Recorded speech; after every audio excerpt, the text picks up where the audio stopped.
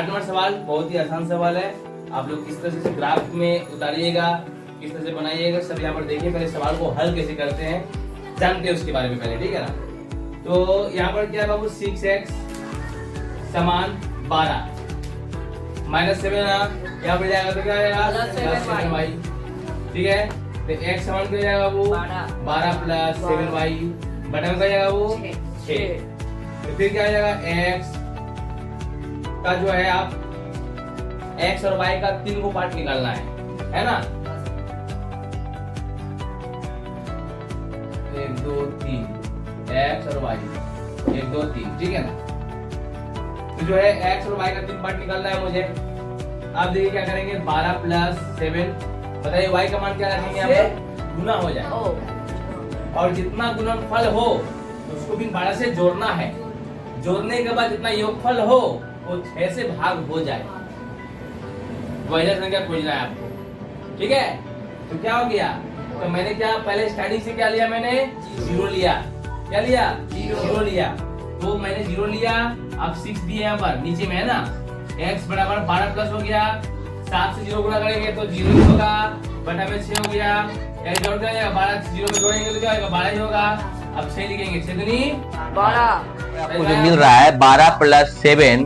अब आप ही बताइए, y का मान तो मैंने 0 रख दिया, 1 भी मैंने रख के देख लिया, -1 भी देख लिया, नहीं हुआ। तो आप क्या करना पड़ेगा बाबू, -2 + 2 में चेक करना पड़ेगा।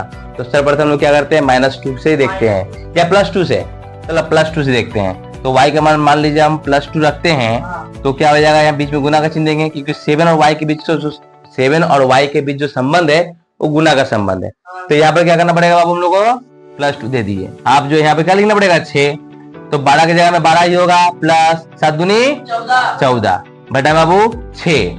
तो 2 और 6 कितना हो गया, 2 और 4 कितना हो गया, 2 और 4 6, 1 1 2, जो कि 26 जो है 6 के बारे में नहीं कटेगा। तो इसका मतलब मुझे क्या करना पड़ेगा, अब नेक्स्ट पारा की ओर जाना पड़ेगा, है ना। अगर देखते हैं प्लस में 6 बटा कर देखते हैं, और यहाँ पे बटा में क्या है 6 है।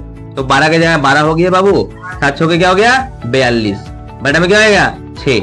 तो आप जोड़ना है दोनों में, तो 2 2 कितना हो गया 4, 4 कितना हो गया 5, 6 लिखे हम यहाँ पर नीचे में। आपको पता ही है 6 के बार में 54 जो है 9 बार में कटता है। तो इसका मतलब क्या हुआ, y का मान क्या हो गया बाबू आपका 6 हो गया, और x का मान क्या हो गया बाबू आपका प्लस में 9। तो हम लोग यहाँ पर जो x आया, y का मान x का जो मान आया वो क्या आया आपका 9 आया, और y का मान कितना आया बाबू 6 आया।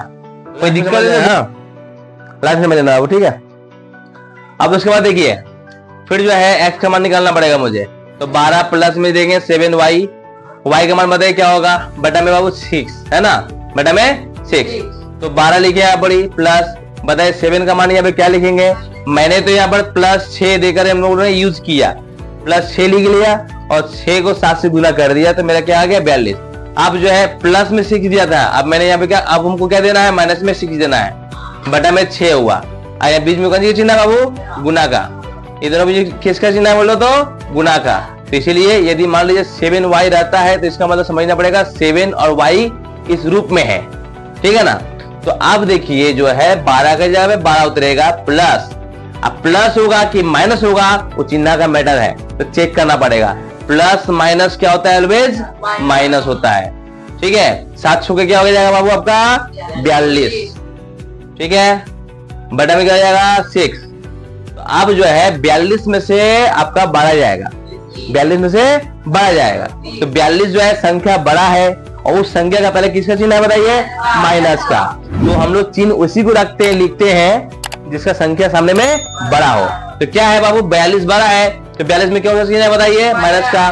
तो 42 में से 12 जाएगा, तो 2 में से 2 जाएगा तो बचेगा 0, 4 में से 1 जाएगा तो बचेगा 3, बटा बाबू 6 5 कितना हो गया 30, यानी बराबर देके माइनस में क्या लिखेंगे 5, ठीक है।